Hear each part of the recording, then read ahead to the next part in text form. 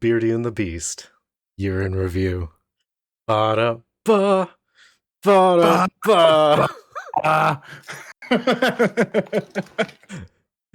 Hello and welcome to the Beardy and the Beast year in review, a discussion into the last year of the Beardy and the Beast. As always, if you like what we do, like and subscribe or join the discussion in the comments or at our Discord. My name is Drew, and of course joining me is our very own box friend, Dev.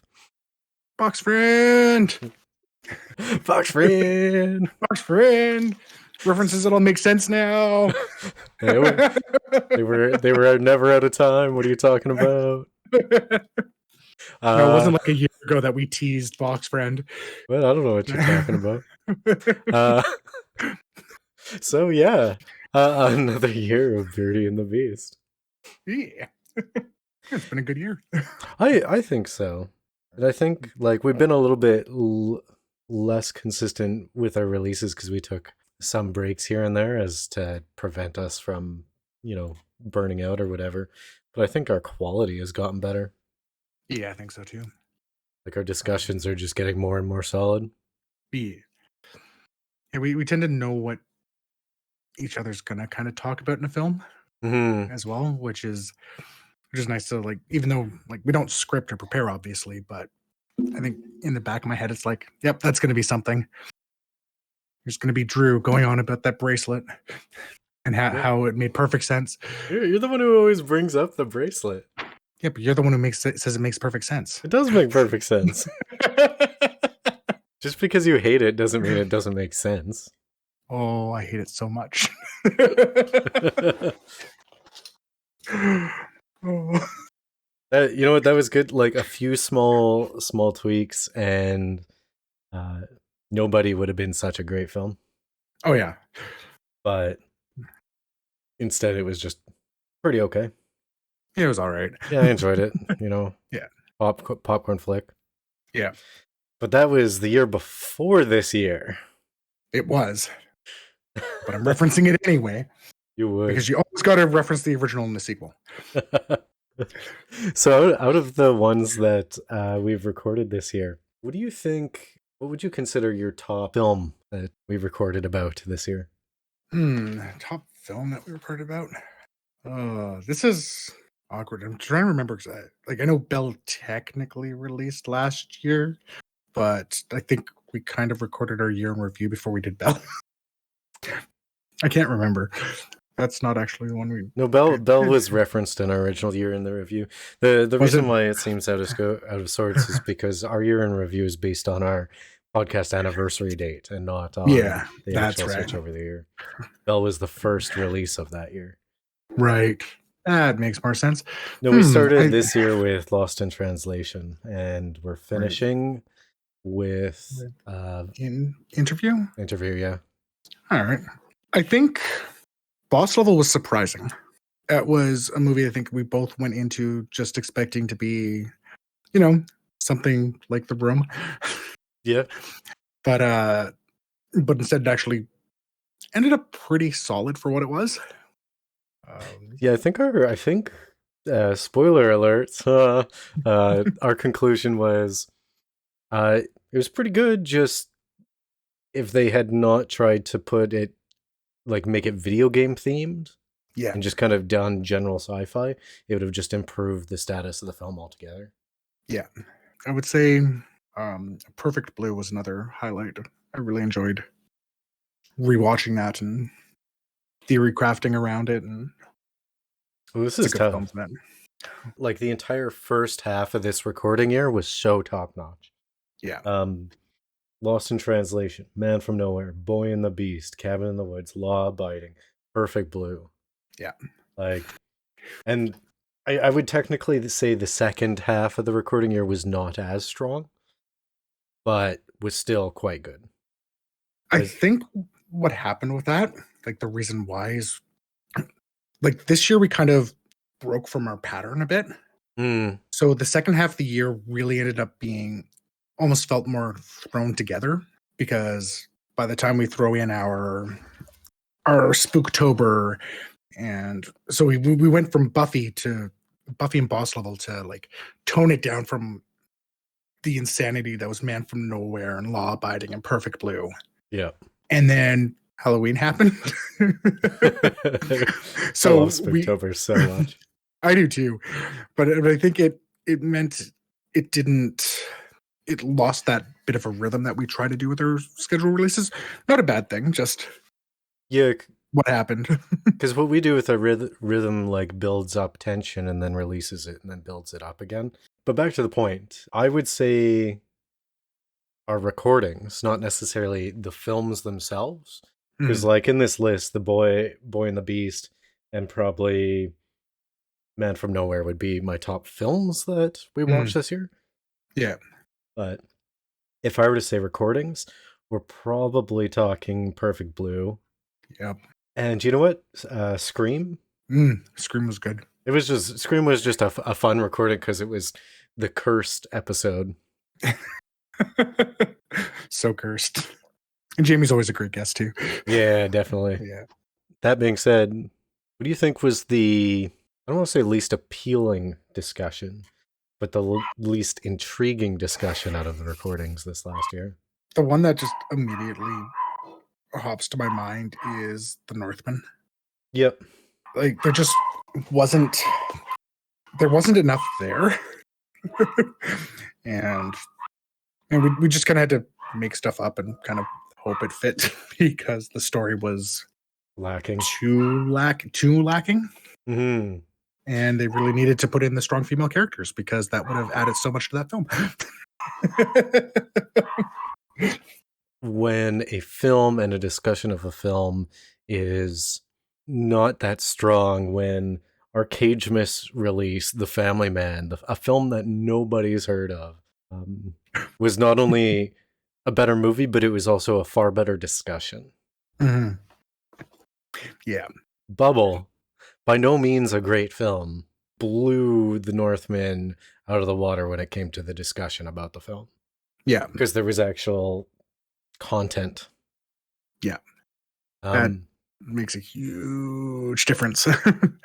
And again, Bubble's problem wasn't like the overall film was fine. It's just kind of like split it up a little bit. Yeah. Got confused between wanting to do the romantic and wanting to do something more shonen. And just left it a little out of place. Yeah. Honestly, though, in retrospect, because I did the editing of Bubble fairly recently, I think I'm usually more of a shonen guy opposed to a shoujo guy.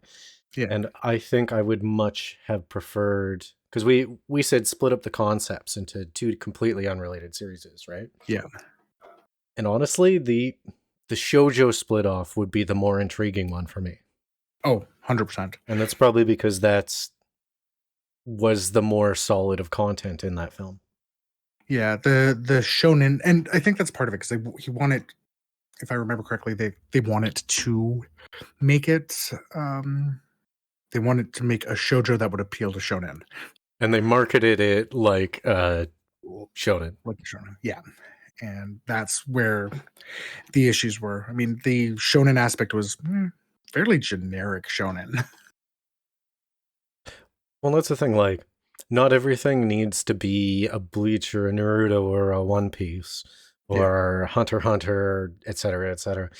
I'm sorry, but like, Card Captor, Sakura, Sailor Moon, freaking Utena, like these were giant. Yeah, these were giant. I mean, objectively better, but objectively smaller than the shonen offerings.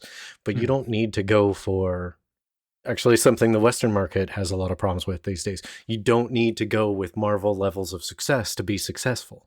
Yeah.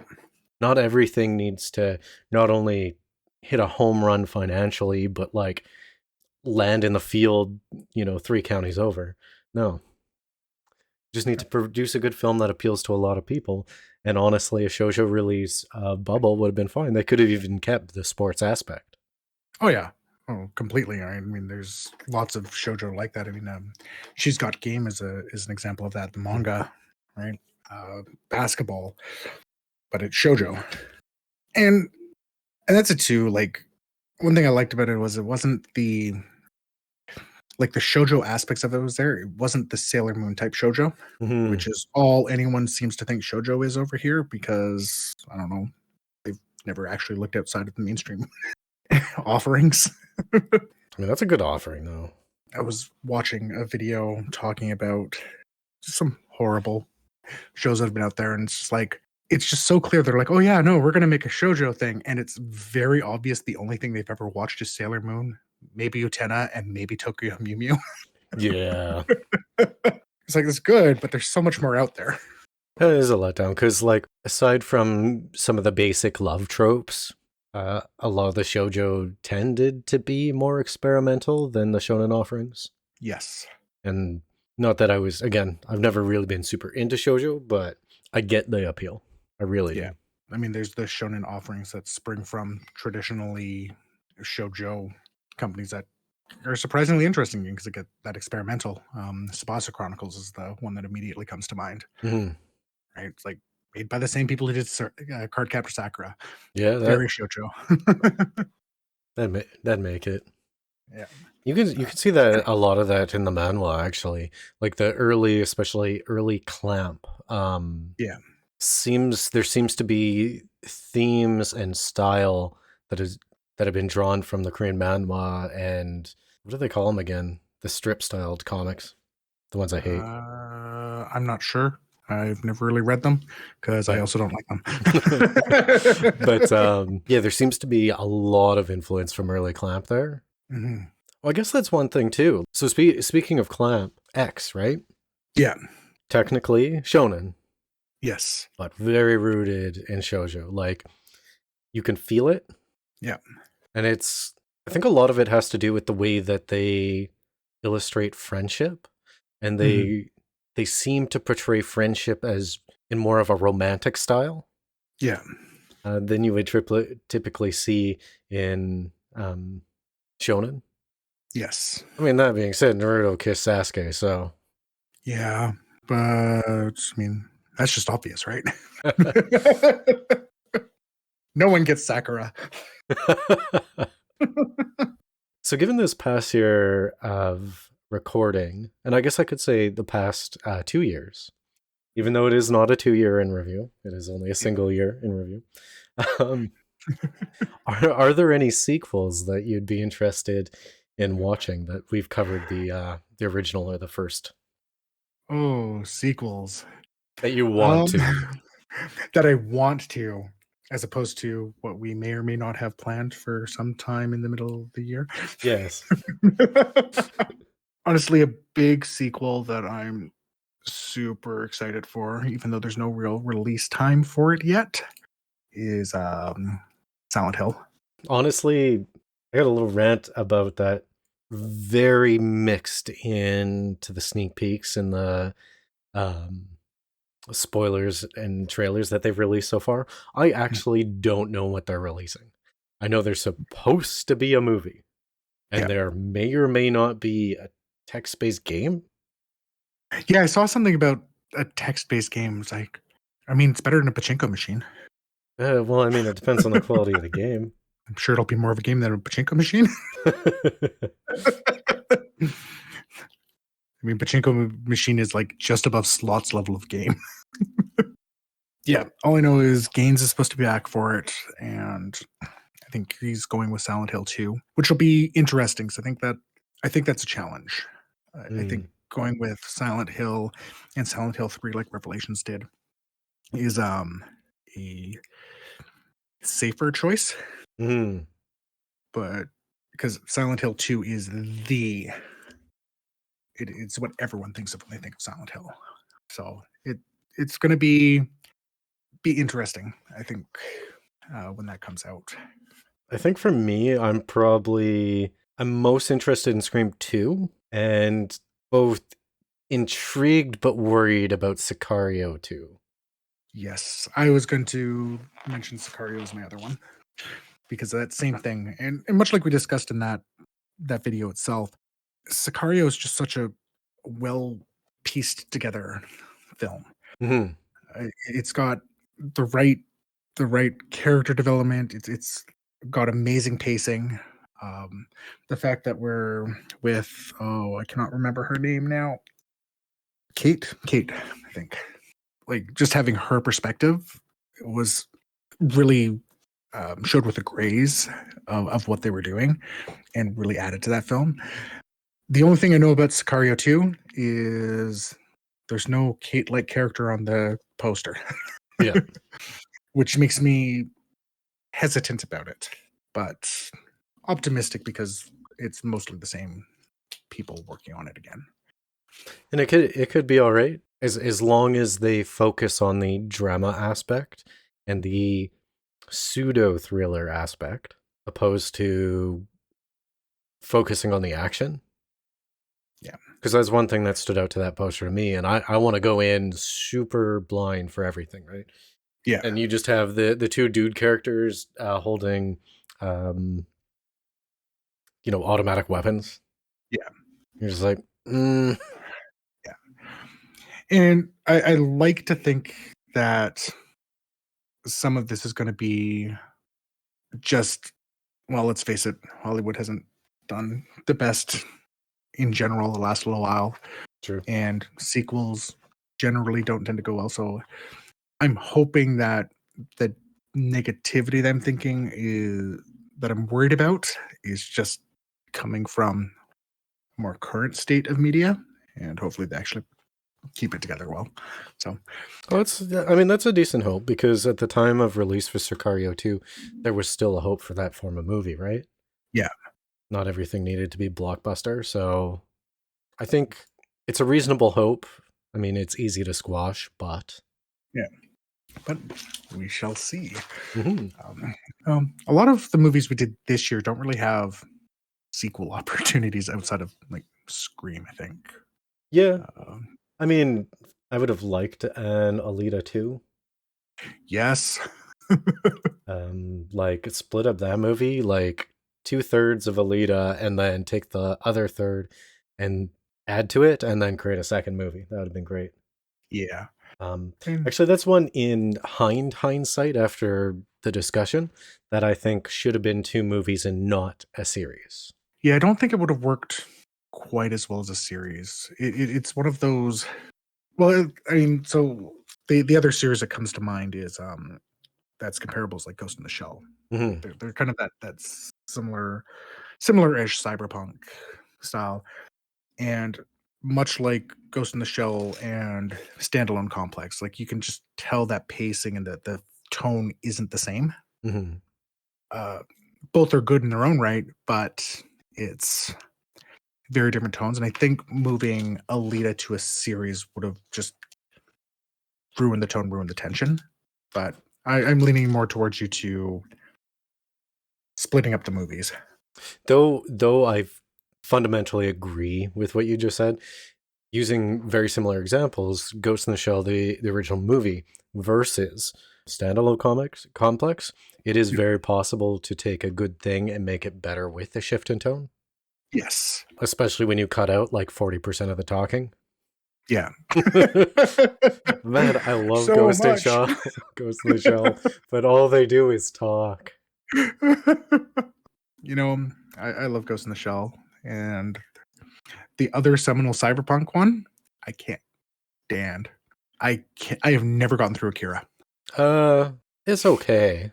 Yeah, I keep being told, "Oh no, it's amazing." It's like, nope. I get 20 minutes in, and I'm like, don't care anymore. Well, it's like the movie that shall not be named, right? Yes, It's like, that's very true. Anyways, kind of speaking of anime a bit here, let's kind of like talk a little bit about the second wall.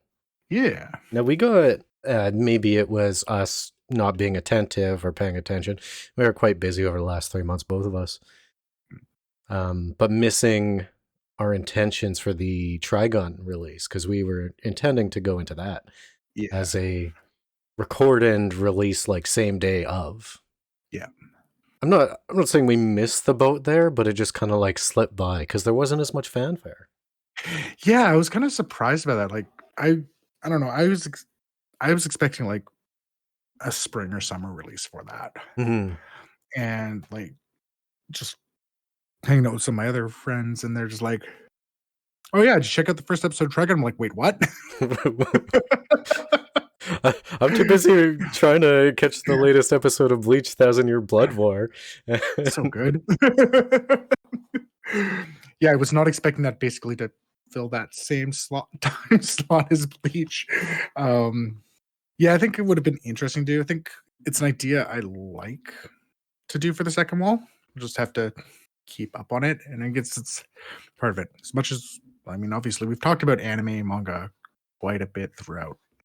It's like, we're clearly fans, but we're not, it doesn't consume. Like, I'm not actually going to see what the exact releases are and such. Well, that's the thing, like, the best way to state that, to mansplain for you, is that, oh, you're welcome. We appreciate the art forms, but we are by no means weebs or otakus. Yeah. Maybe in our early 20s, late teens, we could be referred to as such, but our interests are way more diverse when it comes to any type of art form that we can't be put in that box. Yeah. But that being said, given that we didn't get on that train, I'll probably just end up watching Trigun on my own.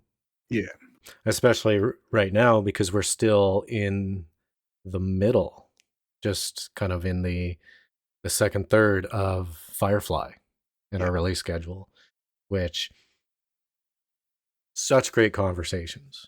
Like, if you'd ask me, our Firefly conversations are probably on par with the single season that is Carole and Tuesday. Angela Cut. Yeah, I would agree. Firefly was, so obviously we've done 3 second walls at this point. We've done Carole and Tuesday, even though which was very interesting because we came from that. It's like a show that I had watched multiple times, so being able to lead the conversation around that was really interesting. I think kind of give a neat dynamic to the structure of it. Yeah. And then we move into Eve no Jikun, which neither of us had seen. Like, I literally went on, it's like, best slice of life, and found a short one, like, slice of life, androids, cool, done. What was it? The conversation leading up to that, though, it was funny because you're like, yeah, you should check out Slice of Life. And I'm like, I have absolutely no interest in Slice of Life at all. And you're like, but I'd like to cover something. I'm like, I'm going to do it. Yeah. I trust your suggestion here, but I am not interested. And then you're like, what kind? And I'm like, I don't know, sci-fi? Yep. And that's how we ended up with Eve no Jikun. And that being said, the conversations, I don't feel like we had... It might be because it was Slice of Life, but I don't feel like we had the material to vibe with and work off of when it came to the discussions. Yeah. But I think there is some interesting tidbits in there. Yeah, it was an interesting one. So, I mean, obviously, no structure. We're both going into it blind. I think, heck, half the recording, I think we did in one night. Like, we just watched a couple episodes, then record it, then watched a couple episodes, and then record it. Well, that's because, like...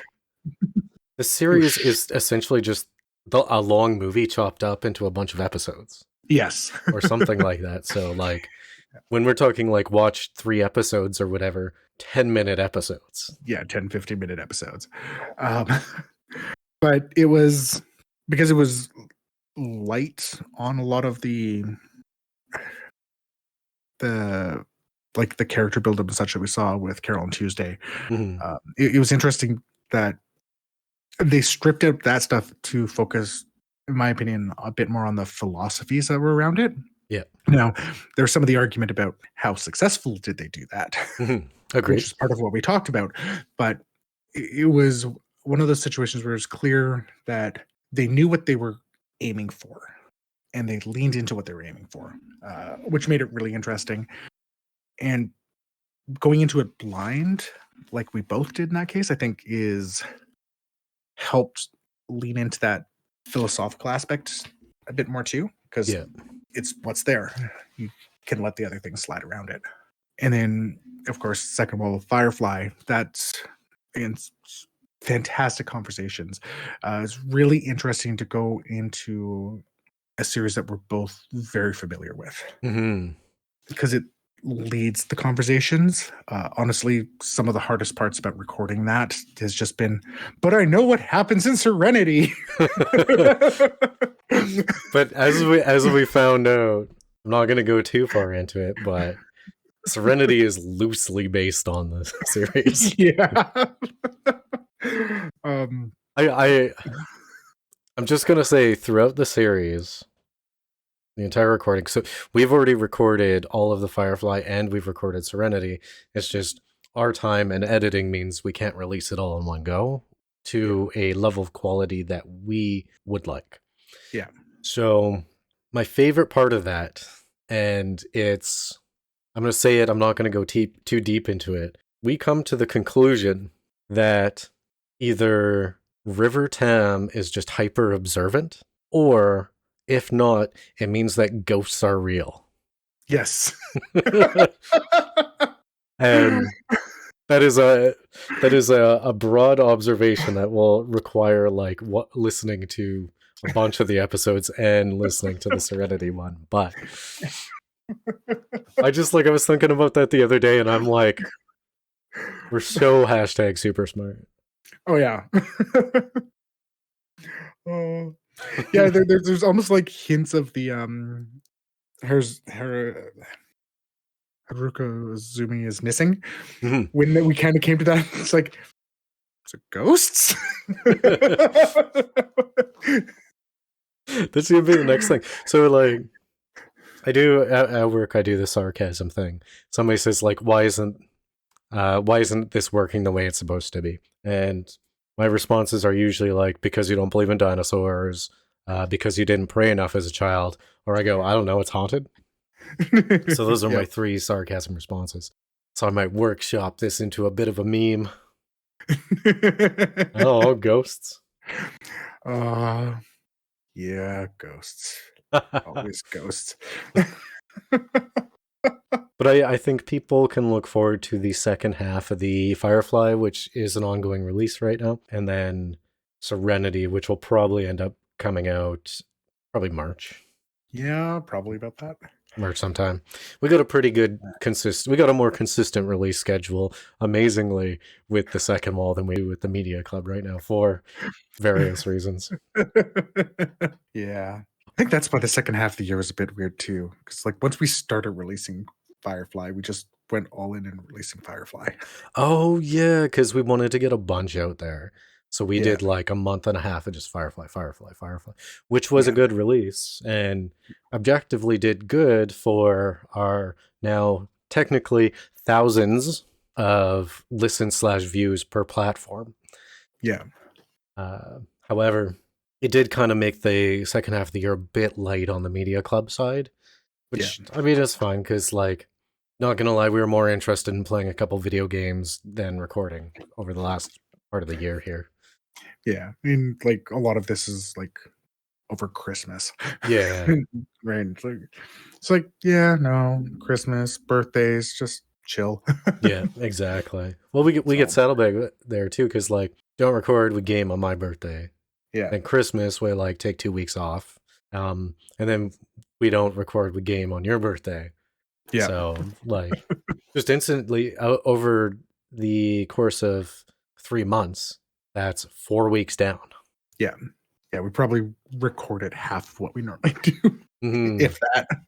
Like to the point that we should probably start recording some things. We might run out of stuff in the bank. Well, I mean, there's some good stuff that I want to watch. Like, was a Girl Who Leapt Through Time? Yeah, I'm looking forward to that one. So that's the Studio Chizu one as well. So again, people who did Belle, Boy and the Beast. I'm looking forward to that one. It's one of those ones that's been like, it's on the top of a lot of lists. I'm interested. I want to get a couple more featurings in. I know Ashley wants to do Kiss Kiss Bang Bang, which I only know the title, so that'll be fun for me. And Jamie said he wanted to do something like horror creep show, like full B movie, maybe C movie, and we'll just let him geek out on it. Yes. which I'm totally down for, because it's always interesting talking to someone who is enamored by any type of subject. Mm-hmm. Yeah, it's interesting. I think letting Jamie pick a movie, yeah, will be an interesting thing. I'm half tempted when it comes to Kiss Kiss Bang Bangs to do it without Ashley, just because that way we've done all three of her favorite movies without her. we still need to have a conversation and watch party for her short film Pity Party, available on YouTube for free. Great movie. I guest star. Yeah, from what I hear, you steal the show. Says the comments on the Amazon. Yeah, we do need to arrange that. We need to, because she started doing her podcast again. We need to go in there so we can just go crazy again. It's fun. Some others, actually, you know what? To be honest, after I have like a long-winded spiel about not being weebs, right now I'm mostly interested in Girl Who Left Through Time, Lookism, and intrigued by Beauty Water. But I guess Lookism and Beauty Water are Korean. Yeah. Beauty Water is like an animated horror thing. Which would be interesting. The trailer for that looked really interesting. I'll probably end up hating the animation style, because it's that weird 3D / animated crossbreed. Yeah, I've seen a couple of that are like that now that I was kind of hesitant about. Arcane was a big one. I'm kind of like, I don't know what I think about this art style, but it grew on me, and it helps that the show is really good. You know when it's the two strong bicep handshaking, and it's like this demographic and that demographic, and that has Arcane in the middle. It's like legitimately everyone I've talked to, it doesn't matter like if they're a member of the LGBT, if they're, conservative or liberal or political bullshit, or they're very picky or not picky at all about the media that they like. They have all said positive things about Arcane, and that just tells me like it's probably good. It's interesting. I'm pretty sure this was just some like random comment that I saw, not anything advanced, but it's talking about media. It's like, okay, am I just like old and I'm not with it anymore? Is that what's happening? Like with all of these movies coming out, and because again, like we talk about, we've talked about the Hollywood sludge a lot, yeah, throughout our podcasts. It's no mystery what we think of what's happening with a lot of media nowadays. I gotta Kanye you for a second here. I'll let you get back to this, but we're not a good reference to make anymore. we're not saying our taste is good. No, we're just saying that Hollywood right now is just a sludge of churned the same constantly. Yeah, and that's what this comment was saying. But and I mean, it's a legitimate thing. These are things that I just think, it's part of, getting older and telling kids to get off our lawns is sometimes what is it changes, and we are no longer with it.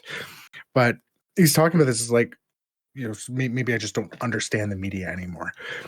And then you have these few pieces like Arcane and Everything Everywhere All at Once, where it's like, nope, stories have just gotten bad. Yeah. And I think it's the same thing that I think we kind of talked about this with Squid Game last year as well when we did that. What was it was just refreshing to have a mostly coherent story. Well, to kind of revisit that, like this fully is explained by what you're saying. So everything we liked about Squid Game was the stuff that was obviously the primary story. The stuff that we didn't like, we even found out that was legitimately just thrown in by the hand of the producer. Yeah. So by my like tinfoil hat conspiracy that most of the things that ruin a piece of film or series that we're watching is probably producer intervention. 100% right, and it just happened to be the Hollywood sludge that was added in. Yeah. I mean, handsome cop is handsome, but yeah, handsome story is handsomer. Yeah, exactly. and I think like so obviously mentioning Everything Everywhere All at Once and Arcane. In Everything Everywhere All at Once is lower budget. Mm-hmm. Very good, top tier film. Again, it knows what it did, and it plays with multiple genres very well and merges them together very well. And Arcane is, it's got some budget behind it. Mm-hmm. I mean, it's a massive game company that's doing it, right? But it was, again, you can see the passion in it, and again, just good story writing. It makes sense. You like, you're not jumping and guessing. Well, to me, it sounds they do something very good. It's also a very good entry point. Mm-hmm. So you can come in without having huge knowledge about League of Legends and be able to enjoy this film and understand these characters based on how they're portrayed in the piece. Yeah, it's actually an interesting thing because, like, every time I saw the trailer for it before it came out, it was kind of like, "Oh, this kind of looks interesting," and I'm like, "League of Legends." Yeah. No, but, it is the kids who are wrong. Yeah. We just need more like that. And I don't know. I don't even know what's coming out this year anymore. We're in our own groove. We're not going to follow it. Yeah. Technically speaking, you and I already know that our podcast would be 5 times the size if we just talked about anime. Yeah. But we just do what we want. Yeah. Speaking of what we want, what everybody wants, clickbait.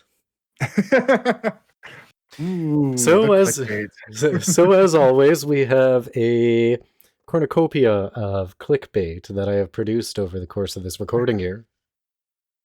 And I would like to know which ones you liked the most. All right. Now, you don't have a number amount that you have to hit. If it's just one, it's just one. If you have 3, it's 3. All right. So I am gonna scroll through a little bit here. So right off the bat, I like the screen. I like that we just kept the sunglasses because that's what we did last year, and it's the photo we have of Jamie. And it's like, yep. Because Jamie won't give me a proper photo, so I have to steal it from his Facebook. I think you did really well with the bubble one. Mm. I know you've worked on that one a lot, and it shows. It literally delayed the release by a day because I started doing it, threw away my work after 2 hours, and then did it again. Yeah. Ponyo one is hilarious because I'm half beard. Ponyo is my favorite one. Mm-hmm. It did not take me that much time. Yeah. But it turned out so well. And when you look at the original that I edited from, you're just like, wow, this actually looks like it was made by the people who did this. Yeah. It's very reminiscent of like the Secrets of Nihm from last year. There was you just had that one, nailed it pretty well as well, I think. When you watch me do that one firsthand too. Yeah. I'm just like, clickety click, clackety clack, and done. And you're like, what? So sometimes it's the fast ones that are the best ones. Yeah. I just don't think of, sometimes you just don't think about it, just flow into it. Let's see. I really like the Perfect Blue one. And I hope what you did translates to someone who's just looking at the clickbait. Like setting yourself up as a reflection. Well, that's the problem with that one. Mine is vague. I did not do a good job at illustrating the transparent reflection. Mm-hmm. Part of it is there's a different texture to your face than mine. Yeah. And the other is the transparency issue. Yeah. But I really do like it, but I did not nail it. Yeah. I like what you were going for with it.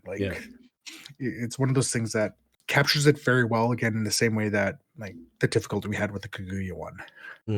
Versus this is exactly what it needs to be for the film. It makes perfect sense for it.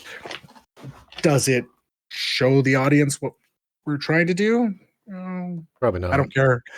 Yeah, but we know. Yeah. And then honestly, I really like the Lost in Translation one. I like it. It was the perfect scene for it. Mm-hmm. But I had a problem at the beginning of the recording year and the end of last recording year with your and my faces being kind of washed out. Mm-hmm. And it takes away from the clickbait. So I did okay on you in Lost in Translation, but on me, I am not satisfied. I was not satisfied when we released it, but there's just a point, right? Yeah. Concepts that I liked, Man from Nowhere, Ahjussi. Yes.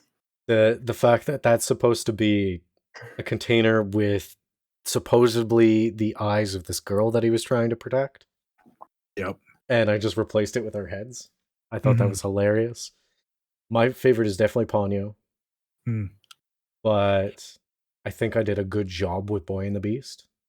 Especially with I did the same, like, a similar job with the Cowboy Bebop movie.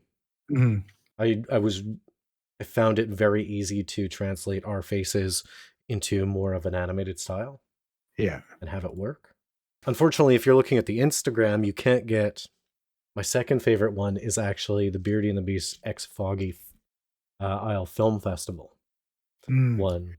But you can't really tell the whole thing if you're looking at Instagram. You have to see the full 1080p or like... Was that 16:9? Yeah. Image, because you can see like the fun graffiti I put on the wall and like the little details when it came to it. It's not that intricate, but like having the Aerith lives and not only a callback to Final Fantasy, but a callback to Wreck-It Ralph. So just like stuff like that. So I would say my two favorite are probably going to be Ponyo and the collab one. Yeah. I think I like the Foggy Isle one. The one thing I would have changed about, and I know we kind of discussed it when we were figuring out how that clickbait was going to look, was having some of our other clickbait on the poster on the wall as well. Like, it would have been like a really interesting place to throw in like Haruko Azumi is missing again, where it has that similar style. And well, there was two in the 16:9. Was there? Yeah. I'm looking at the Instagram, so I can't see it. I will tell you what they were. It was E.T. and Cabin in the Woods. But I think Haruko Azumi is missing would have been better than Cabin. Yeah. I think I chose Cabin because we talk about Cabin. And I chose E.T. because Ashley was in E.T., but also we talk about E.T. Yeah. So that's why I chose those, but I do agree there was probably better choices. And that one did really well on SoundCloud and the podcasting circuit. Not so great on YouTube. I'm not too surprised with that, just because it's what it is. I think a lot of indie, and I mean, a lot of Ashley's audience is SoundCloud too, right? Yeah, that's true. So the people who are going to be interested in our discussion about that is likely going to be SoundCloud based. Be SoundCloud based. So no one on YouTube is going to have a clue what the heck it is. You know, talking of YouTube and talking of things that were totally conceived, recorded, and released within this recording year, the filler arc and Grease. Yep. Totally. Yep. Totally haven't called you out on that already in our year in review. Totally never mentioned it last year in our year in review.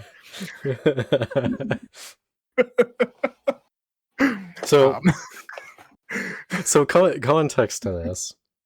We recorded Grease before last year's year in review. Yep. There was some delays in it, and then there was some issues because Devon doesn't have his OBS set up to do a full res screen capture because we kind of just did it on the fly. And it was the older computer too. Yeah. So it That was one, yeah. 720p. And we're just happy that the sound came out synced, to be honest. Yeah. So it kind of got put on the wayside, and then I kept coming back to it. And the reason why it hadn't been released is because I was like, well, I can make a 1080p template, put an image of me, the back of my head and Devon's head on a couch, and have a TV, and then we can have it full res and stuff like that. And then eventually I was like, if I don't release this, it's not going out. I'm not doing any extra work. I'm just clipping the ends and putting it up. Yeah. And it did great. In fact, I even had a buddy of mine. He was like, hey, I want to see more content like that. Mm. So Yeah. Yeah, we've kind of been starting to play around with that idea in the back of our heads. Nothing concrete on that one at all, but I think there's a lot of interesting things that will be coming from Greece as well. Like just jokes that we've made that are turning into larger ideas for the channel overall, which is interesting. And I think that's just one of my favorite parts about doing this. It's like watching it evolve and watching where some of these things come from. Like, just random ideas like, how's this going to play out? And I don't think I've ever had any that's felt like it's failed, which is nice. I agree. And we've definitely had conversations by the end of it. It was feeling a little bit forced. But usually we're pretty good at letting the other person talk to finale and then end. Yeah. There's no rushing or pushing.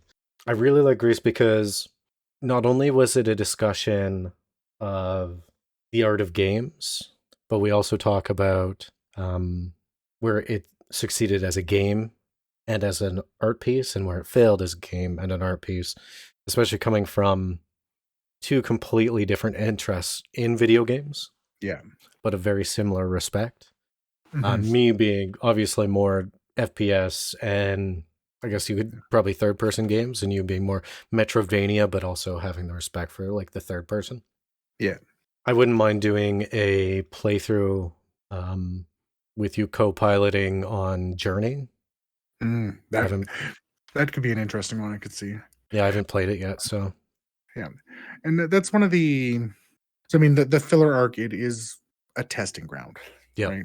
In theory, something from the filler arc might get its own title in the long run, like the second wall and such. So if gaming content is something we do, we'll figure out a name for it or something. Yeah. Well, and I mean, go from there. And if we explode and it's a good thing, it might even get its own channel and own distribution method, right? Yeah. One of the I think the hardest thing that is in both of our minds when it comes to the game content is finding something that's... I don't think we don't want to grab like a 20, 30 hour game. No. The idea is to talk about the mediums and such and be somewhat more bite sized. So again, a 6 or 7 hour kind of experience is what we're looking for. And sometimes it's hard to figure out what type of game to do with that. Well, it's simple. You just take an $80 game off the shelf and you'll get 7 hours of gameplay. Yeah, that's true. but it also makes it interesting because there's some games that, like, I know we could have some good conversation around, but it's just way too long and fantastic. But like Hollow Knight would be a game that I could see there being lots of conversation around. It's got just the right artistic bits, the right challenge from the gaming side, but for like a $20-$30 game, that game took me like 60 hours to beat. Yeah. It is not a small game. The speed run is 5 hours. Yeah, and that's the thing, like being able to maintain that level of conversation for that amount of time is very difficult. Yes. In fact, I think Greece is probably most of the way to the limit of that. I think it could be about 30% longer, and us being able to maintain it and keep it engaged. Yeah. And it could be a little different. Like, I mean, if we had like a 10-hour game that, we didn't sit and binge play through in one day like we did with Grease. Yeah. Right. But at the same time, it also let the conversation flow very normally from scene to scene because we just did it all in one sitting and had an idea of where we're going with it. So exactly. And I mean, some experiences like that, like I think Grace would have been more powerful had you played it alone without Mm, that interaction. Um, but I also liked the ability to share you experiencing Greece alongside the person watching, mhm. and there's a uniqueness to that because we have very different perspectives on video games. Yeah. One of the highlights there is like you you had trouble with the boundaries of Greece, Mhm. and what informed you something was impassable versus what was solid ground and what was fall through or whatever. Yeah. Whereas I was able to perceive it very naturally without any issue. Mhm. And we discuss that and we have conversations regarding that, and like even something down to that detail Yeah. we discuss. And I thought it was a very nice flow and it was a very nice experience. The 2 points that really jump out at me with Grease on the more jokey side Hmm. is, How it you was totally constantly telling recorded me in 2022. yeah. Yes. Um, the, um, the amount of times you had to tell me to stop trying to break the game. That's what happens when you keep trying to like squeeze between a rock and a hard place. Sounds like a good time. No, and so, of course, I watched us putting it live on the YouTube on the YouTube channel, you know, totally just shortly after we recorded it. And and there's one little piece of music that plays, and so I'm watching it back, and I'm just like, "Huh, that song kind of reminds me of Melodies of Life." And I Hmm. just go pause the video and I go and listen to Melodies of Life, come back, put on Grease, hit play, and immediately, huh, this kind of sounds like Melodies of Life. I'm like, well, called it. I'm a genius in real time. uh, yeah, it just really stuck out to me as kind of being hilarious. Um, It was fun being able to share that with somebody, have someone like the ability for someone to watch you and see where our minds are at when we're discussing this piece, because this is, to be honest, if you wanted, like if the listener or the viewer wanted to see how our thought processes and our discussions evolve, the best way is to watch the Grease episodes, because it really is just an expanded version of Media Club, but you can yeah, see how it evolves in an unedited way. And yeah, it's kind of like a look inside our minds when it comes to us analyzing any type of piece. yeah.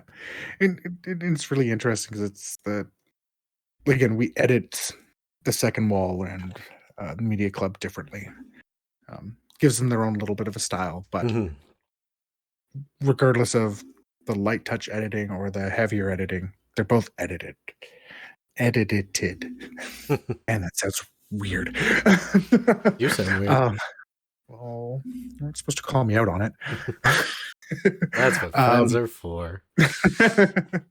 yeah, it's really interesting to hear not only us completely unedited, so because there's no opportunity to edit in that way. There's a Mm-hmm. video clearly with it, so you can see where our pauses are, where our minds wander to in games, and sometimes getting back on track. And it's it's an interesting experience. I really enjoyed doing that.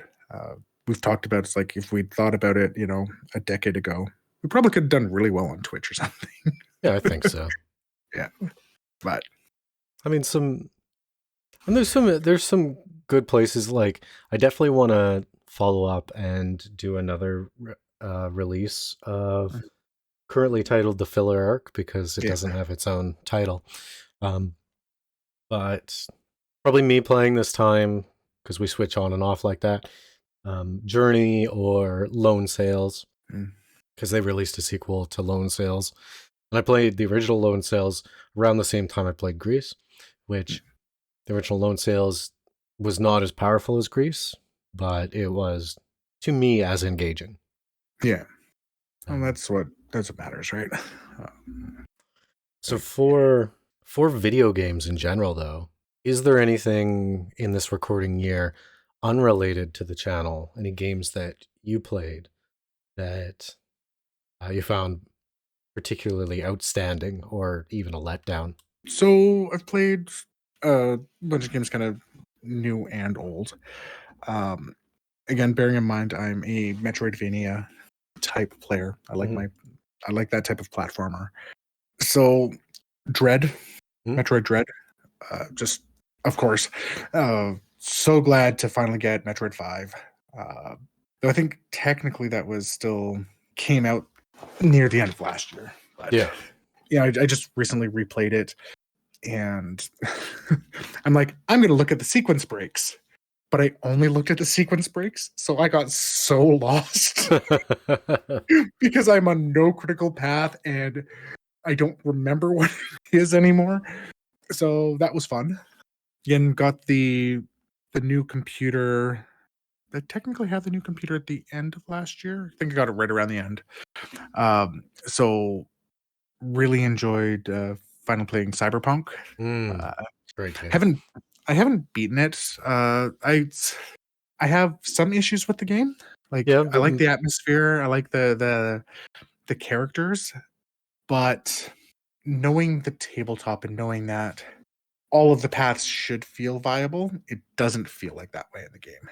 Like, so I wanted to try to be, the stealthy hacker chick type character, and it just does not work. And then I got blades, and blades are fun. There was a lot to be desired in the hacking side. Like, you don't even really get to go into hacking worlds and interact in that way, which is something that the Shadowrun games, there's like 3 or 4 Shadowrun games that have actual like hacking environments, which play similar to, and there wasn't anything that like that in Cyberpunk. I think the 2 major criticisms of Cyberpunk that are wholly valid is what you've mentioned already, and honestly, the way vehicles drive. Yeah, it's took a little bit to learn. Like the motorcycles aren't realistic at all, and the cars feel like they're on rails. They don't feel natural. Yeah. I've never jumped in the car, and I don't have the knowledge of motorcycles as some people in this podcast do. They're real good. I'm pretty sure you've gone off on bad motorcycles several times this year. So I don't mind driving around on the motorcycle. Driving the car was crap. But I mean, again, I don't have the visual issues you do with the motorcycle because I actually find if I didn't switch to the blades, I would have stopped playing the game altogether. I could see the that. hacking is, I don't know, just not powerful enough, and it's not viable to go through just using hacking. Is a more accurate way to say that. And the gunplay is just not, it doesn't feel like you're doing anything except when you're in the silver hand sections. Like the silver hand sections is like one shot, one kill for like everything. But I just felt like everything felt like a bullet sponge. Again, part of that's probably because I was trying to go with that stealth hack build, so there's some skills missing there. But and the inventory system's terrible. I think it is to get realistic's not the greatest term, but to get something that would be more realistic to the time to kill in real life, you need to like wholly focus in and build to something specific. Yeah. It's like, oh, I actually have to stack crit and then use a sniper, which I built into using my skills, and then I'll be able to one-shot a guy. Yeah. Instead it feels like the mobs is a Resident Evil boss. Yeah. For me, Elden Ring. And I am not a Souls-like gamer. And I'm not an open world gamer. And I absolutely adored Elden Ring.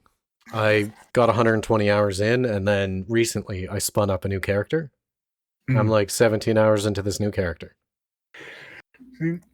I haven't. So I've watched my friend play Elden Ring to like think he's like New Game Plus 4 or something now. Mm-hmm. And I like the Souls games, but again, I'm not a big open world person. Breath of the Wild has been like the major exception of this game's just captured me and made me want to 100% fully explore the world. Yeah. So yeah, I still haven't played it myself. It's a lot of it, while the world is interesting, I think it loses some of the storytelling abilities that like Dark Souls Bloodborne has because it's so open. So it's so easy to miss like some key environmental part. And it's, I don't know, I'm not the type that wants to go and track down every single little piece to get this one spell that's like required for any type of build. A lot of open world games have a lot of padding. Even like on the New Game Plus 2, because like he was going for all achievements. This is for one of my other projects, like another stream that I do. Going for all achievements, and we just realized like not even speedrunning, so no speedrunning tech at all. It's like the critical path takes like 3 hours if you know it, and it's just kind of like that's a lot of padding. That's why I haven't played it yet, but I definitely get the appeal of the game overall. It is more of an experience. So to be like, I don't think it's a good experience to co-pilot on. I don't think it has the draw or the interest, because half of those games are like learning the moves and learning how the enemies interact and like firsthand experiencing the visual storytelling cues like the Souls like. So yeah, as soon as you take it off the rails, what is left for a co-pilot experience is just out the window. I liked it better than Sekiro. And Sekiro looks like it has a better story. Yes, it looks like it has a more tight story and such. The mechanics are completely different. Like I've played a bit of it. The thing that I like about the Dark Souls games, which I don't know why people forget this, and it's something that bothers me when people talk about genres because they have no idea what they're talking about. I've run into this multiple times, especially within the Metroidvania genre. They call it Metroidvania because you kind of go back and forth, but it's like it's pretty level-based back and forth. It's not the same thing. Dark Souls was a Metroidvania. It was meant to be a 3D Metroidvania. It was a 3D Metroidvania.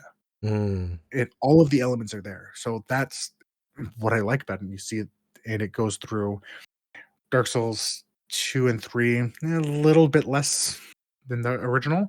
But again, you really see it in Bloodborne. Like just watching the world kind of interconnect, and all of a sudden you're back in the starting area after. So there's that exploration aspect that I like there that I don't find the same way in an open world game. Yeah. I was watching I think it was a channel you showed me ages ago.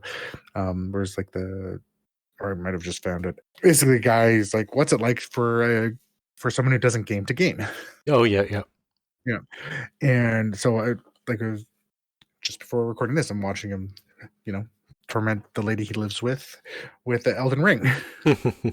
And there was something that was mentioned there that actually I think made me realize why, again, I like Breath of the Wild, but I don't like most other open world games. It's like, it's not that I don't understand the telegraphing of the world, but it's almost so subtle that if you're just running around on torrent, it's so easy to miss something. Whereas Breath of the Wild is like, it's constantly drawing you into unique areas, and there's always something interesting that's useful there. Well, that's one thing that Elden Ring did very strangely to me. They just 30 seconds in, they just give you a mount. Seemed very odd to me. Yeah. Like, usually you should have like at least this little actual starting area. And then once you go out into the wide world, once you've left Midgard, you can get your mount or your vehicle, right? Yeah. But Elden Ring just handed it to you because it's a really big world and you don't want to run everywhere. It's like, well, then is it too big? Exactly. Like one of the things that I like about in Breath of the Wild, Cyberpunk actually has this too, because I don't have the same issues with the driving around. It's like I'm interested in just like moving through the world.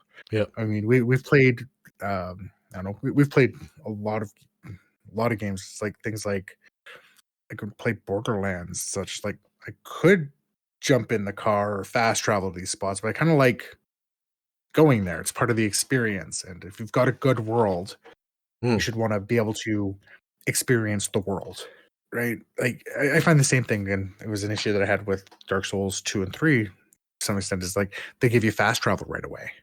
And right, whereas in the original Dark Souls, you earn that.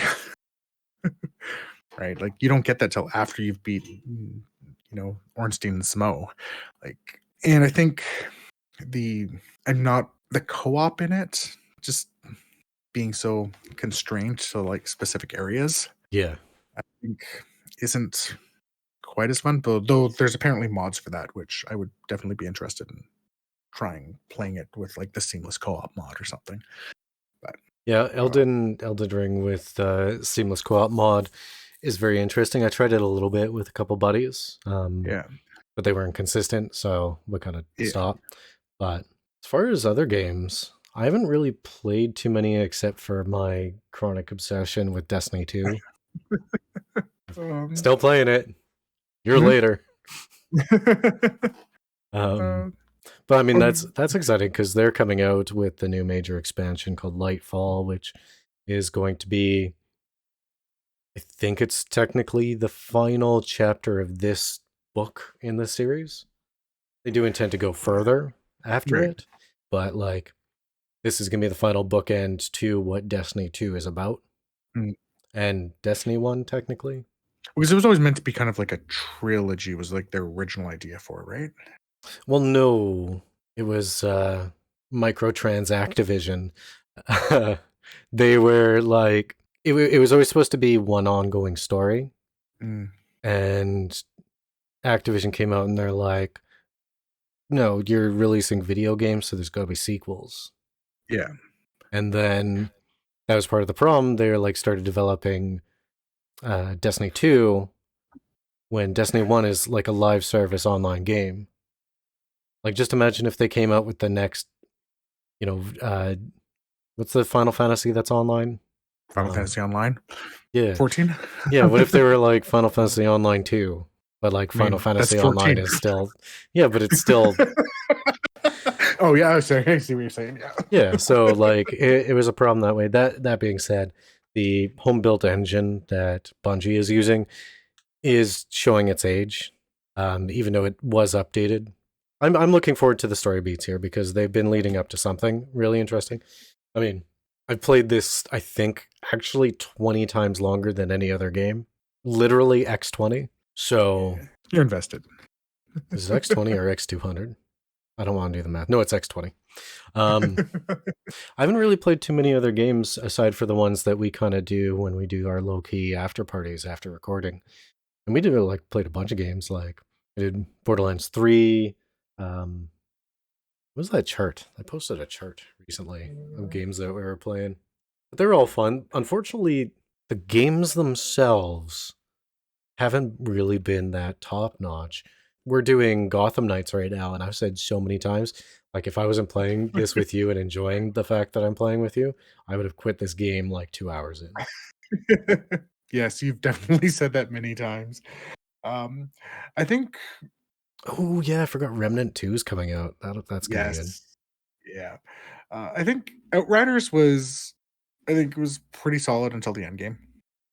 Well, and that was the problem with the DLC that came out that we didn't bother with. Yeah. It was 6 hours of story and then just more end game. And we're like, we didn't like the end game in the first place. Yeah. And we were completely down to like jump Try. into that, right? But just seeing it was all end game again, it's like, yeah, that's a shame. I mean, I guess that's a choice they made. Yeah, I've enjoyed Gotham Knights. I know I haven't had the same issues with the gameplay as you have, but again, I think it's because there's enough Arkham Knight in it that I kind of fell into that a little bit more. It's actually stopped me from, because I just recently got the Steam version of the Arkham games because I had them way back when on the 360, which I cannot get to boot up for the life of me anymore. So I was going to go play them again. It's like, I think the controls are going to be close enough that it's going to mess me up. Yeah. But I mean, I think we probably only have like a session or two left of Gotham Knights at this point. It'll probably be post-recording this evening, and then probably another session after that. It's getting to the end of the Spire, and then maybe doing like a hard mode boss or two. Kennington Wonderlands was good. Games that you asked about, ones that weren't so top of the mind or something. Horizon Zero Dawn. It's a new one, right? No, so this is the original one that I'm playing. I heard the original one was the good one. Because again, so as mentioned, not the biggest fan of open worlds in general, but this one is very much related very positively to Breath of the Wild. Oh yeah. So I'm like, okay, nope, this makes sense, and you know, I like the concept of this. I mean, who doesn't like Cadillacs and dinosaurs? Yep. So there's a few things with it. One, it is closer to Tomb Raider than like in the way it is. Like, sure, it's an open world, but you can really only kind of climb up the spots where it's got the white or yellow paint. Where you can, right? So there's no actual freedom there, and like mechanically feels like that, but massive. Oh yeah, I see how that's disharmonious. Right, where again it's like they had some smaller sandboxes in the Tomb Raider games, which were fun and open world-ish. This is like, no, it's an open world, but like that. As a gamer, I look at the map and it's like, yeah, that looks like some offbeat area. There's totally going to be something cool there. No, I have yet to find anything in any of these areas. It's like, oh, this was worth my time. Not even a good view half the time. I'll probably beat the game, but I'm not going to go off the beaten path anymore. Well, there's a reason why you check behind every waterfall. Yeah. And when that's not rewarded. Yeah. It's a shame, right? Yeah. And it's just like, consistently, like, and like, I'm a good chunk into it. I can't much time. I could probably say I'm like halfway through the game or something. So consistently not giving me anything that you've actively disengaged me from the world. Oh yeah, that's not good. Right, because it's like I don't care to explore the world anymore. I know I'm not going to find anything there, and I've played the game long enough to go, okay, if you give me something now, it's too late because I don't care. Whereas again, comparing it to Breath of the Wild, there was generally something there, even if it was just a little mini Korok seed puzzle. They were everywhere, so there was some reward, or again, just a pretty view. Sometimes that could be a reward in itself. What's the thing like? And it can even come down to something as simple as the sound design, right? Mm-hmm. So if the music is atmospheric and the sound design's on point, the game doesn't have to be as engaging. So if it's failing to do that in tandem with all that, that ends up being troublesome. Yeah, having the engaging sound, having the engaging music is always super important, which makes me wonder, is there any good music that you've been listening to lately? Oh, okay. What have I done for music lately? So I'm pretty sure I talked about this last year about like one of my favorite bands being the Pretty Reckless. Yep. And how I wanted to go see them live. Yep. Well, I saw them live. Congratulations.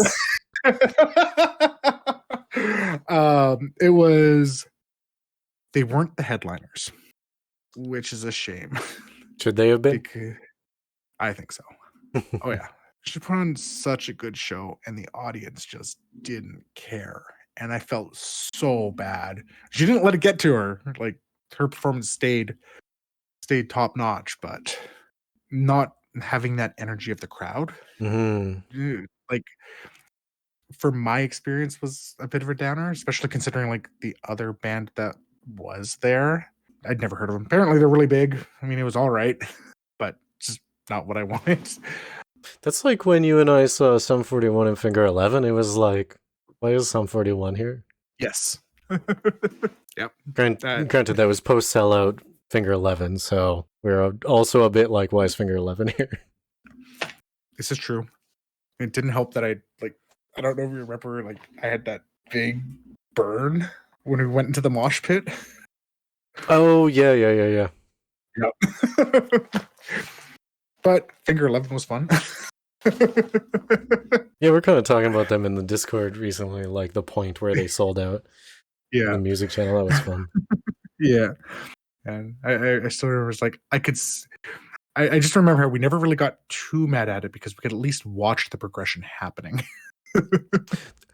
You know what? One thing about that Finger 11 concert that was really fun is we started this thing where we got the crowd leaning back and forth, and then Yes. when they would lean to one side, we'd like quickly hop between them, and we Yeah. legitimately like over the course of 5 minutes got from the back to the front. Yep. Yeah, that was fun. I enjoyed that. What else have I been listening to music wise? For me, it's still a lot of Bandmade. Um, I mean, always. I did get on for a long time. I've been on a bit of a Dreamcatcher kick, Mhm.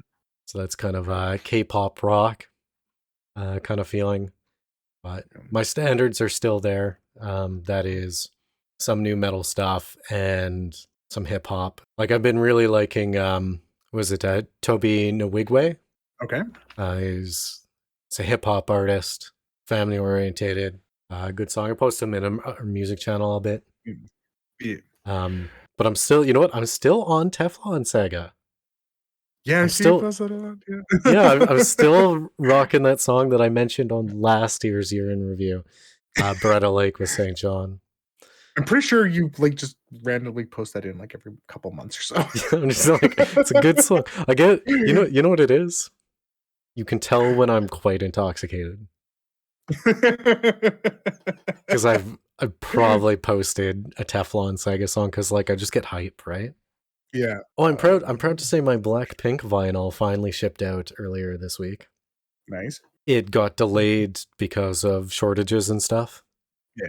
And then of course, like now it's with the worst tracking group I've ever seen. Like worse than DHL. Ooh. So it somehow is in the status of shipped, but it's also in the status of waiting on parcel. Oh, yeah, It's that's like not good. this is Schrodinger's K-pop vinyl album. Another band that I found that I really liked is actually from that same concert that I went to, the Pretty Reckless concert. And then they were kind of like double headline, but obviously no one was there for anyway. The actual opening act was someone called Hannah Wickland. Hmm. Never heard of her, but I don't know. She just had just the right kind of like almost like Joplin-esque Okay. vibes. And I'm like, immediately I went and bought just as much merch for her as I did for the Pretty Reckless that I went there for. Because they're like, no, she needs to be supported because I can see her. Straight up though, her always buy merch. Just to kind of put that out there, the way that merch works is it is either purchased by the artist or purchased by the artist from the production company. So anything in the black goes directly to the artist. It's not tied up.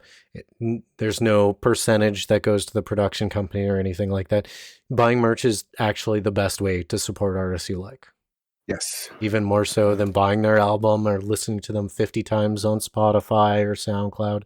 They'll get Yeah. more money from you in support if you just buy their shirt at their show. Yes. Specifically at their show. Yeah. Yeah. And that's exactly what I did. It's like, no, this needs to be supported. So she was really good. See, otherwise, I mean, I don't know. My brother's got me listening to some country singers Yeah, country's cool. lately. Yeah. So It's like honestly, country is kind of just pop blues. well, that's exactly it. So it came from us. Like we were just talking about music. We went and saw a show at dinner theater that was it's all right, but we were talking about music from that and just talking about like how rock and country and ska and all that all have that same kind of jazz R&B roots. So he suggested a few artists. So I've been listening to Miranda Lambert is who I've been listening to. Okay. To there, that's been good. And then like just remembering things like, oh yeah, the Dixie Chicks and like Carrie Underwood. Some of the stuff from a while ago, but it's like nope, they have some pretty good anthems there. So just been kind of expanding it that way. Nothing really has jumped out, except I'm contemplating trying to get tickets to Shania Twain Because I'd go again, see Shania. oh yeah, it's just, do I want to spend that money? Like, again, still say one of the best concerts I've ever seen was Shania Twain, and I would totally go see her again. I mean, I'll never get to see prime Marilyn Manson or Rob Zombie. I know that their shows were just experiences. Same with Rammstein or Tool. Oh, that would be amazing. I'd love to see them. Yeah. I don't even know if Bjork tours anymore, but I would totally go there and be the only straight guy at that concert. Music to seize too. I think the only other band that I've been listening to a lot lately, another Korean band, of course, Full Pop. That's Red Velvet, and they kind of switch between the full bubblegum pop to like the kind of a dirtier R&B sound. Yeah. But still on the pop spectrum, which is really fun. But honestly, since I started riding a motorbike, I've listened to less music because the times that I would go to walk somewhere, at least from spring to fall, I'm like, but I could ride my motorbike. Yeah. I really don't recommend listening to music while on your motorbike. You got to have all your faculties. But riding a motorbike has changed how I drive. I'm more aware, and I used to be very anal about putting on my seatbelt. I'll get 2 blocks away and I'll be like, oh, I don't have my seatbelt on. Because the motorbike. And I just don't put on the music anymore. Because I'm just so used to existing in that space, right? Yeah. I haven't found too much that interests me lately. It's all very like, maybe I am just getting a little too get off my lawn, but no, it is the kids who are wrong. But there's lots good at hip hop, and I'm still picking up my Aesop Rock vinyl, and I'm still keeping in touch with Streetlight Manifesto and the Flatliners, and I love them. Yeah. Oh yeah. But I'm wondering, it's you know what, it might be just because social media just ruins groups for you, artists and stuff, because all of a sudden there's no more death of the artist. They're very engaged and they're using that art that they create as a platform for whatever nonsense that they're going on about. Whether or not I agree with them or not is not important. Yeah. It's the fact that your voice is the voice of something that was integral to a moment of time for me. It's associated with an emotion. Yeah. And now you're going off about, flat Bigfoot theory. I'd like being able to separate the art from the artist. I think there's weird layers around this. So, I mean, one, our generation, kind of retarded. Yeah, true. But we're also like a generation that doesn't really have a large younger generation coming up behind us. So all of the culture is the culture that we grew up with in a much different way than our parents' generation was. So the fact that we have one of our our viewers going on about in a Discord going on about like My Chemical Romance. Right? Like there was a conversation around that. I just found My Chemical Romance. They're great. Yeah. Like, which is odd, but okay. So we have that, and then people being able to say too much when they really should just shut their mouth. Well, I'm just saying that flat Bigfoot theory is the only theory that makes sense, because the reason why you can't see him most of the time, the reason why you haven't been able to film him appropriately, is he just turns to the side. That makes perfect sense. I am on board with this theory. Flat Bigfoot theory. But you know what? I think the thing is, we grew up and evolved a culture. We were the transition between that evolution and passing on of culture. Those coming after us because of the internet are bathed in it. Yeah. So it's just the components of all of these disparate things from random places, the stuff that floats to the top. That's the culture that they're bringing. And sometimes it's hilarious. Yeah. And in some ways, I appreciate it. Like some of the sense of humor in memes really is old school absurdist humor. Yeah, the memes. I enjoy that part of the culture. But I think when we talk about like even some of the older bands that are still around, or like like again, Kate Bush, like being like the number one for ages, all because of Stranger Things. It's like, yeah, that's where she was in like 85. Like a Nickelback song from like 10 years ago is like trending now. Well, It, one thing that pisses me off about this is when I do my like, hey, did you know Natalie Imbruglia's Torn is actually a cover song? They go, who? And yeah, what song? yeah. And it was everywhere for like 3 years. Oh yeah.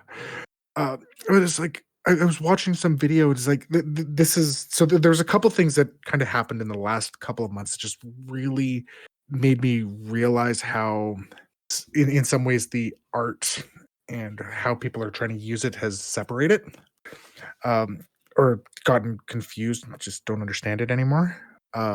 One, I was listening to. No, it's just some YouTube short, and they were playing Hurt, and they called it Johnny Cash's Hurt. Like they completely forgot that that's a Nine Inch Nails song. Like, I mean, granted, it's Johnny Cash's now, but I mean, yeah. To be fair, the Cash version is like infinitely better. Yes, but to be like joking about him making a cover and not realizing it's cover, it's kind of like, okay, and I kind of get that. I mean, we have similar things with like Dolly Parton and Whitney Houston's. Why can I not remember the name of the song? Yeah. Oh, I feel bad for not remembering the name of the song. I'll Always Love You, I think. Oh, yeah. Right? Like, I mean, I get that part. But the big one that jumped out at me is like people not understanding the context or changing it. I know I complained to you about this. Respect or understand the source material. And it jumped out at me. It means similar things that we've talked about in movies where you can just tell people, I'm a complete fan of this, so let's change everything about it. and it's like, in some ways, I'm just like, I think they might be fans and just literally, or they think they're fans and literally just have no idea and just don't realize what's being said. Like, just consume and then go consume next product. I don't even remember how I got on that tangent, but yeah, you heard it here first, fans. Devon hates musicals. Yes, that's right. I'm the one who hates musicals. And you can tell because he's a fan of the Genetic Opera, which is like, it was a terrible movie. Yes, but you get to see Paris Hilton's face fall off. And I don't know. I mean, it had Anthony Stewart Head, right? Anthony Stewart Head and Sarah Brightman. Oh, Sarah Brightman featuring the Gregorian Chant Masters. That's a good song. Yeah. What is it? Yeah, Eden. Oh. Also one of the best AMVs out there. Oh. Speaking of Trigun. All right, well. With that. Now that we've shown our who was before the boomers? Forgotten? Greatest to show our greatest isms. Super old men, even older than boomers. With that, this has been Beardy and the Beast Year in Review. As always, if you enjoy what we do, like and subscribe, join the conversation at in the comments or at our Discord. And of course, in our Discord, we often talk about things like anime, TV, movies, comics, manga, music, and gaming. Finn. Yay, Finn.